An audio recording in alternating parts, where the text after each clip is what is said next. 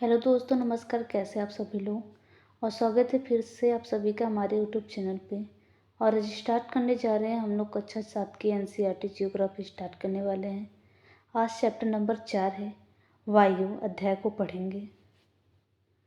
इसमें पहला पॉइंट लिखेंगे, हमारी पृथ्वी चारों ओर से वायु की घनी चादर से घिरी हुई है, जिसे वायुमंडल कहते हैं।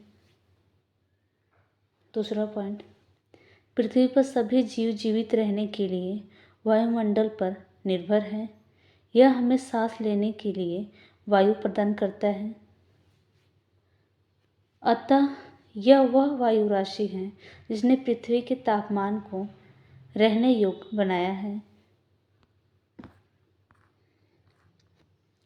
हेडिंग डालेंगे, वायुमंडल का संगठन। पहला point, carbon dioxide, helium, ozone, argon एवं हाइड्रोजन कम मात्रा में पाई जाती है।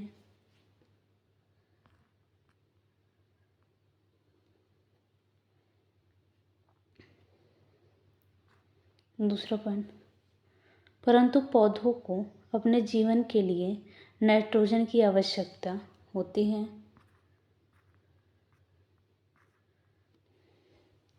वे सीधे वायु से नाइट्रोजन नहीं ले पाते।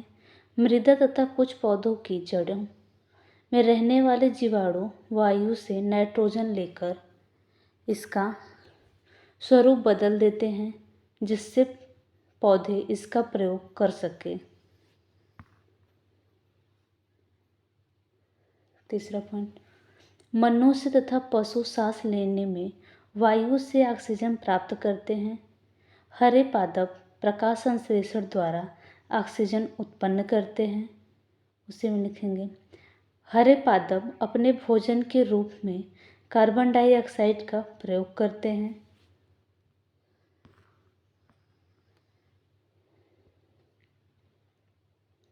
चौथा पॉइंट, वे वायुमंडल में प्रति वर्ष करोड़ों टन कार्बन डाइऑक्साइड की बढ़ोतरी करते हैं।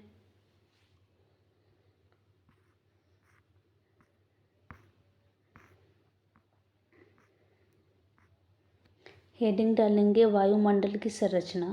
उसमें लिखेंगे, हमारा वायुमंडल 5 परतों में विभाजित है, जो पृथ्वी की सतह से आरंभ होती है। ए है क्षोभ मंडल, समताप मंडल, मध्यम मंडल, वायुमंडल एवं बहिर्मंडल। पहला लिखेंगे, हेडिंग डालेंगे क्षोभ मंडल। इसमें लिखेंगे, इसकी औसत ऊंचाई 13 किलोमीटर है। हम इसी मंडल में मौजूद वायु से में सांस लेते हैं। मौसम की लगभग सभी घटनाएं जैसे वर्षा, कोहरा एवं ओलावर्षण इसी परत के अंदर होती हैं। अगली हेडिंग है समताप मंडल। पहला पॉइंट लिखेंगे, इसमें क्षोभ मंडल के ऊपर का भाग समताप मंडल कहलाता है। यह लगभग 50 किलोमीटर की ऊंचाई तक फैला है।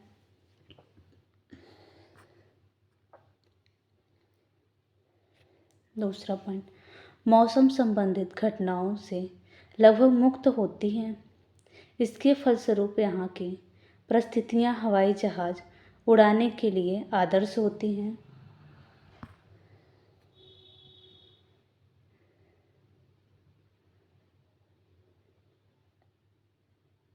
तीसरा पॉइंट, इसमें ओजोन गैस की परत होती है।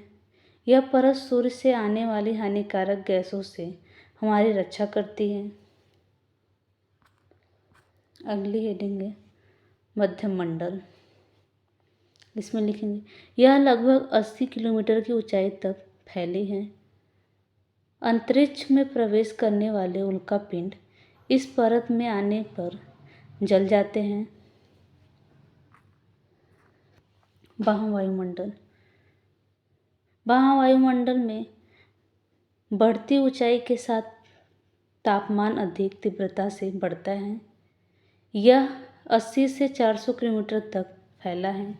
रेडियो संचार के लिए इस परत का उपयोग होता है। बहिर्मंडल। वायुमंडल की सबसे ऊपरी परत को बहिर्मंडल के नाम से जाना जाता है। यह वायुमंडल वायु की पतली परत होती है। हल्की गैस जैसे हीलियम एवं हाइड्रोजन यहीं से अंतरिक्ष में तैरती रहती है। अगली हेडिंग मौसम एवं जलवायु।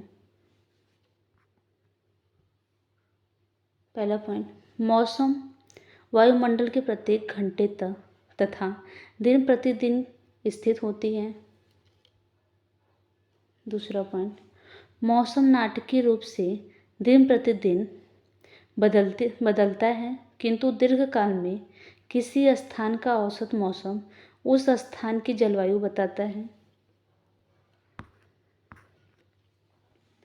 हेडिंग डालेंगे तापमान। इसमें लिखेंगे आप प्रतिदिन जिस तापमान का अनुभव करते हैं वह वायुमंडल का तापमान होता है। वायु में मौजूद ताप एवं शीतलता के परिणाम को तापमान कहते हैं।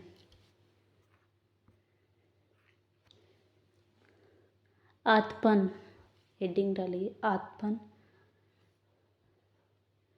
पहला पॉइंट, सूर्य से आने वाली वह ऊर्जा जिसे पृथ्वी रोक लेती है आतपन कहलाती है।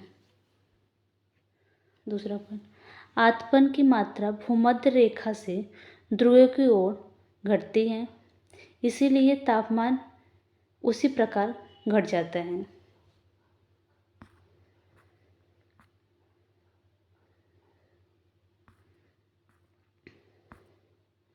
हेडिंग डालेंगे वायु दाब।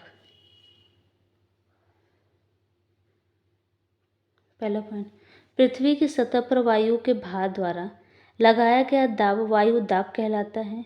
वायुमंडल में ऊपर की ओर जाने पर दाब तेजी से गिरने लगता है। समुद्र स्तर पर वायु दाब सर्वाधिक होता है और ऊंचाई पर जाने पर यह घटता जाता है।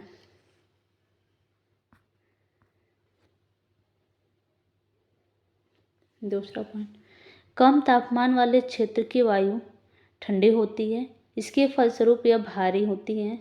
भारी वायु निमज्जित होकर उच्च दाब क्षेत्र बनाती हैं। उच्च दाब के कारण अस्पष्ट एवं स्वच्छ आकाश होता है।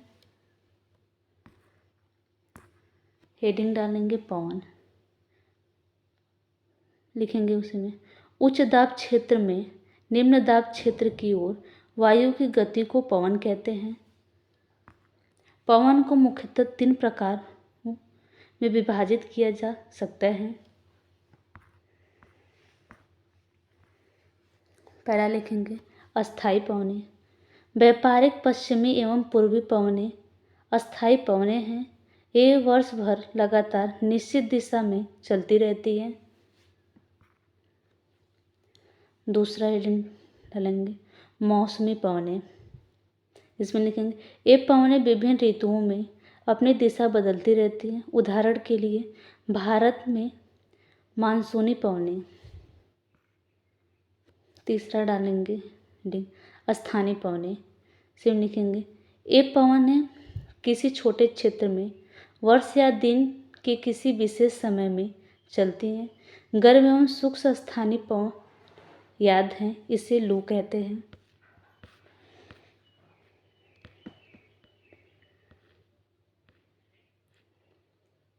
हेडिंग डालेंगे आर्द्रता। पहला पॉइंट, जब जल पृथ्वी एवं विभिन्न जलाशयों से वाष्पित होता है तो यह जलवाष्प बन जाता है। वायु में किसी भी समय जलवाष्प की मात्रा को आर्द्रता कहते हैं। दूसरा पॉइंट, जब वायु में जलवाष्प की मात्रा अत्यधिक होती है तो उसे हम आर्द्र दिन कहते हैं। तीसरा पॉइंट, इस प्रकार यह और अधिक आर्द्रता हो जाती है। आर्द्र दिन में कपड़े सूखने में काफ़ी समय लगता है।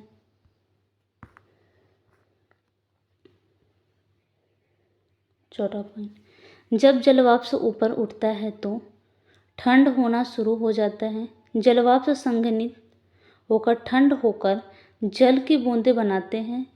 बादल इन्हीं जल बूंदों का ही एक समूह होता है। जब जल की ये बूंदें इतनी भारी हो जाती हैं,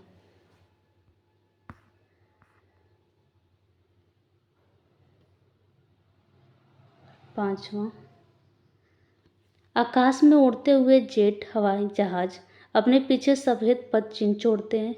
वायु में गतिमान न रहने की स्थिति में यह संघनित नमी कुछ देर तक पथ के रूप में दिखाई देती है।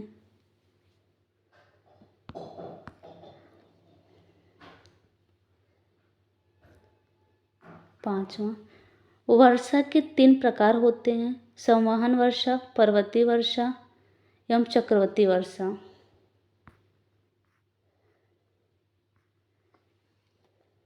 यह अध्याय यहाँ पे समाप्त होता है।